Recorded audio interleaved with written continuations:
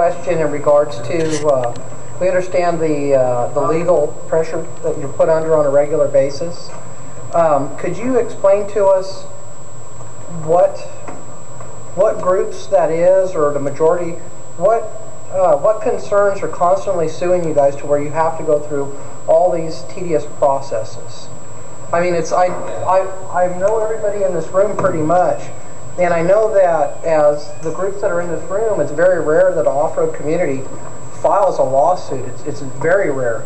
Could you please explain who is putting all this pressure on you? What groups are suing you guys? Thank you.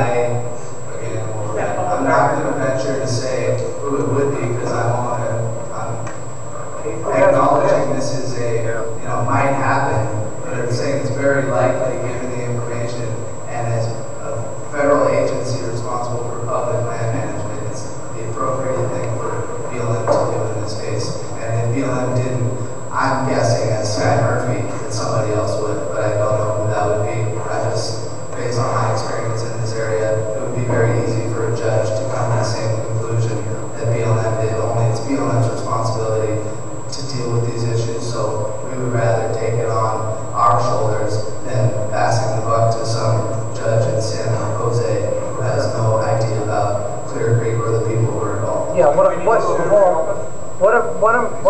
I'm asking is, the court order, or excuse me, the closure is in full effect immediately. The Interior Board of Land Appeals is the panel of judges, the court that any appeal goes to. If folks want to pursue lifting the closure by legal means, there has been attempts to do that in the past. The Salinas Ramblers and Blue River Coalition filed an appeal back in 2005 when we did the first dry season closure. The same judges who would receive any appeals now would be looking at the same information, and they agreed that it was within BLM's area of responsibility and within reason for us to issue the temporary closure. And again, it would be hard for a judge who has no area or has no experience or area of expertise in this to rule otherwise. And that's why it's BLM's responsibility to take the initiative to deal with this. This temporary closure is how we do it, and this EIS process is how we do it. Can I finish? Yeah, please. Yeah.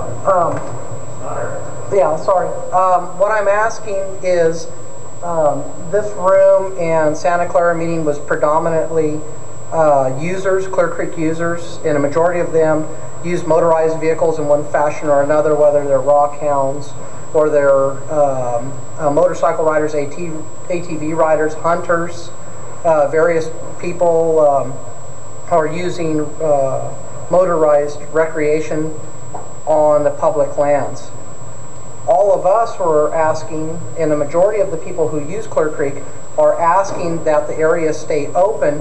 You're afraid of being sued. That's why I'm asking, who's going to sue you when probably 95% of the people who use Clear Creek want it to remain open? Steve, I can appreciate your persistence here. Steve is involved with BLM regularly. He sits on our Resource Advisory Council. I won't venture, that's conjecture, right?